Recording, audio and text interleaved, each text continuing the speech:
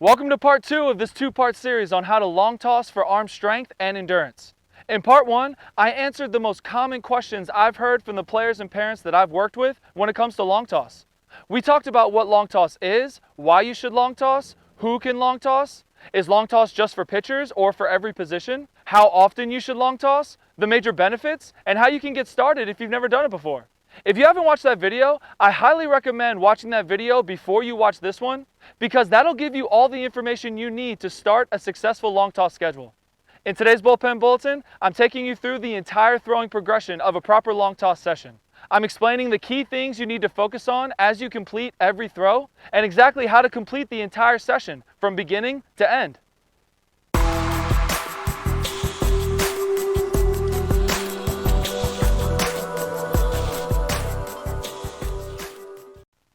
Hey team, Coach Hart here with Building Better Baseball, the best place for baseball education.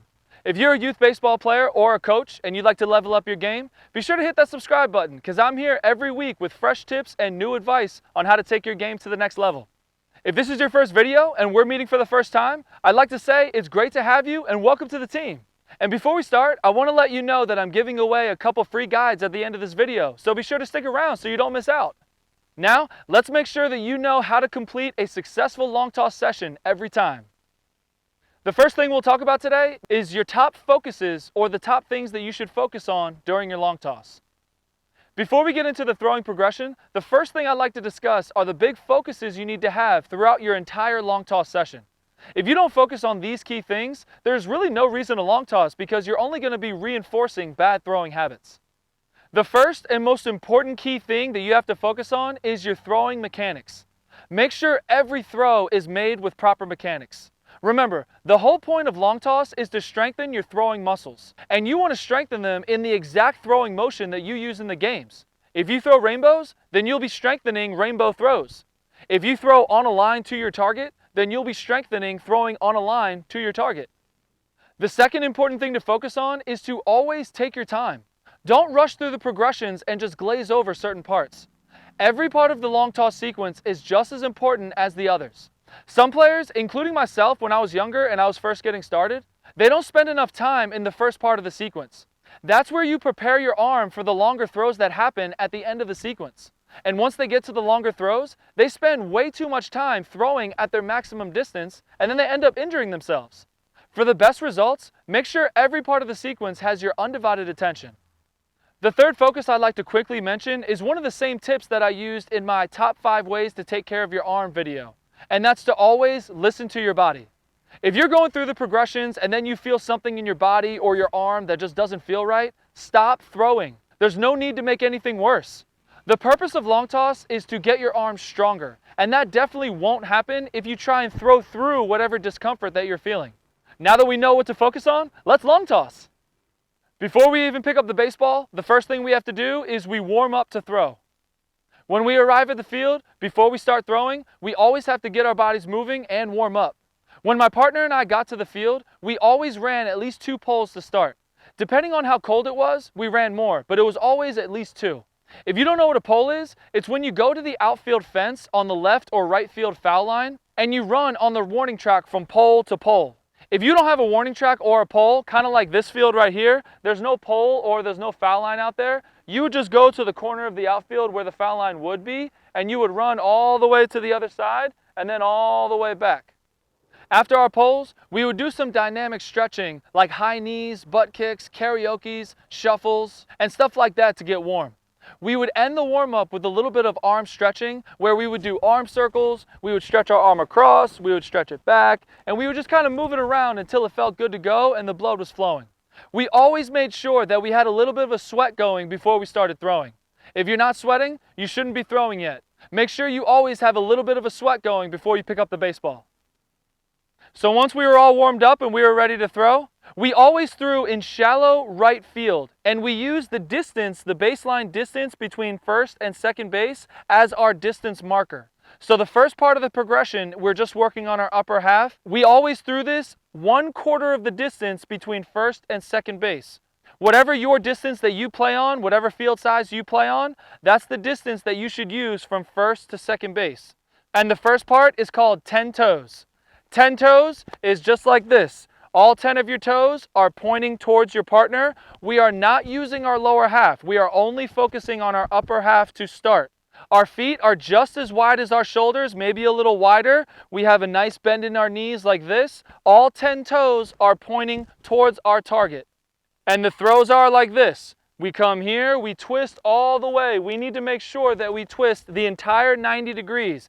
Remember, we're focusing on our mechanics. We're not lazy with it. We're here. Every single throw, we are focusing here, split, and we come through and we throw. Following through all the way to the opposite hip. So when we throw, we come through all the way to the opposite hip. Remember, solid base, we're not moving our lower half, we're only focusing on our upper half. We're here, we're twisting all the way side here, and we come through all the way to our opposite hip. Glove hand to your chest, right here, boom. Just like that for progression 1, called 10 toes. Progression 2 for long toss is rock back and throw.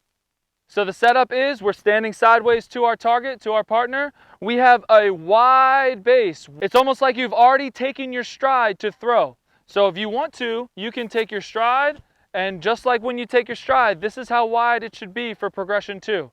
For the rock back and throw, we have moved now back to halfway between first and second base. So the distance should be half of the distance between first and second base. And progression 2 is the rock back and throw. For this one, you want to do 8 to 12 throws as well. 8 to 12 throws. So you set up here.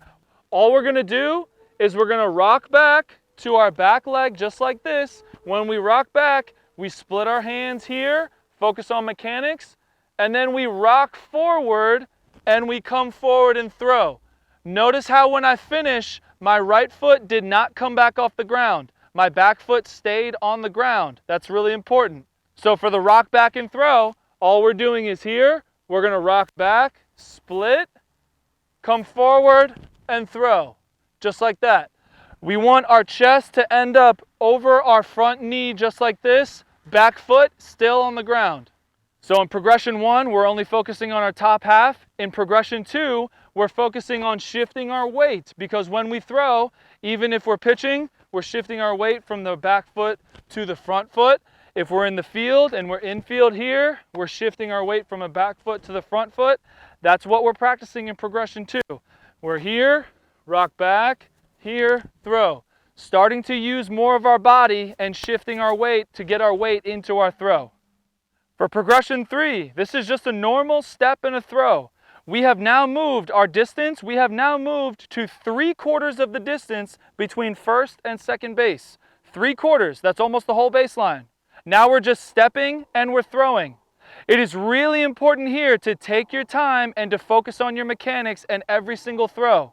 And as I was talking about earlier, glazing over certain parts, it's very easy just to coast through this and to glaze over it and not really think about your mechanics, because that's how we normally throw, is we just step and throw.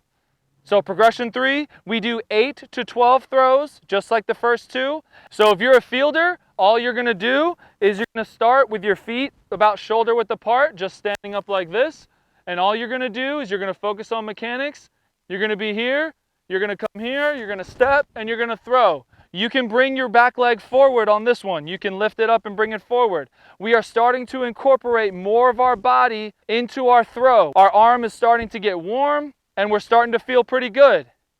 But as I said, we have to focus on mechanics, and we have to focus on throwing it on a line to our target. We're not throwing any rainbows. We're not reinforcing those bad throwing habits. We're reinforcing good throwing habits, throwing it on the line to our target. And a little bonus, if you are a pitcher, you can do your pitching leg lift on this one. This is what I did when I long tossed. Because I was a pitcher, I did my leg lift. So this is great practice for mechanics as well. I was here, I waited a couple seconds, made sure I was ready, and then I lifted up, and I did my entire throwing motion. I did my whole pitching motion just like that. Made sure it was on a line to my target. So if you're a pitcher for this third progression, step and throw, you can do your pitching leg lift. The next progression is a shuffle and throw. We have now moved our distance to the full baseline. So if you play on the big field, you would be throwing this distance 90 feet. And this is starting to get to the distance where some players do some rainbow throws. We have to make sure that we do not do that. We want to make sure that we throw it on a line to our target. It is better to bounce the ball rather than to throw a rainbow every time, because even when you bounce a ball, you're still throwing it on a line to your target, and then the ball will go here and it'll just bounce like that, rather than throwing a rainbow and your shoulders are getting up here like this. You're reinforcing these here, throwing up like this. You're reinforcing those throwing muscles rather than here, coming here straight to your target. Those are the muscles that you want to reinforce. So for this one, it's just a regular shuffle and a throw. You do about 8 to 12 throws. All of these progressions leading up to now are 8 to 12 throws. Setting up here, making sure you have a little bit wider of a base. Since you're going to shuffle, you're going to make sure everything's okay. You're going to shuffle here and throw. Just like that. Let me do it one more time. Notice how I'm taking my time. I'm focusing on my mechanics. I'm not stepping in front and I'm not stepping behind. I am shuffling. So my feet are just doing a shuffle, just like this, like that. So I'm coming here, I'm setting up. I have a little bit wider of a base, a little bit wider than shoulders. I'm here, I'm going to shuffle, split, and throw, just like that. So this progression is the shuffle and throw, and as I said, we are the full baseline distance. Whatever field size you play on, we're at the full distance between first and second. Okay, this next progression is a step behind and throw, and we are starting to get past 90 feet or past the full distance of the baseline. So this distance is more up to you as you go further out. That's where we start getting into the longer throws, where it's going to be more up to your comfort level of how far you want to go. For this part of the sequence, once we got past second base, once we got further than the baseline, me and my partner, we used to throw 3 to 4 throws. After every 3 or 4 throws, we would take a couple steps back. That's the kind of pace that we usually did when we were starting to move back further and further. We took about 3 or 4 throws, and then we took a couple steps back, 3 or 4 throws, took a couple steps back, and then we did that all the way up until our maximum throws that we're going to talk about in a little bit. But let's talk about the step behind and throw with the form.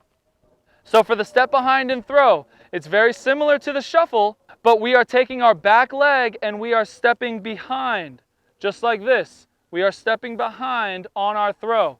And this is the motion that you're going to use up until your maximum throws. So every throw that you do past your baseline distance, once you get past second base, you're going to use the step behind and throw. Remember, you're setting up every single time, working on mechanics, focusing on that, taking your time. You're going to step behind here, split, and throw. You get the ball back from your partner, you set up, you're here, you're going to take a step behind, split, and throw. The most important thing for these distances is to keep the ball on a line. If your partner had their arms raised like this, almost like a cutoff man if you were throwing from the outfield, that is the highest the ball should go. That is the highest throw that your ball should go. If you throw it any higher than that, you are reinforcing bad throwing habits and you're reinforcing those rainbow throws that we were talking about.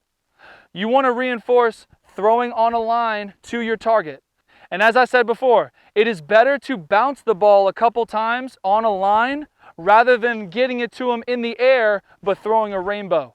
You don't throw like that in a game, right?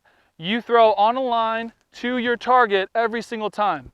So for long toss, it's much better to bounce the ball a couple times to your target rather than getting it to them in the air throwing a rainbow.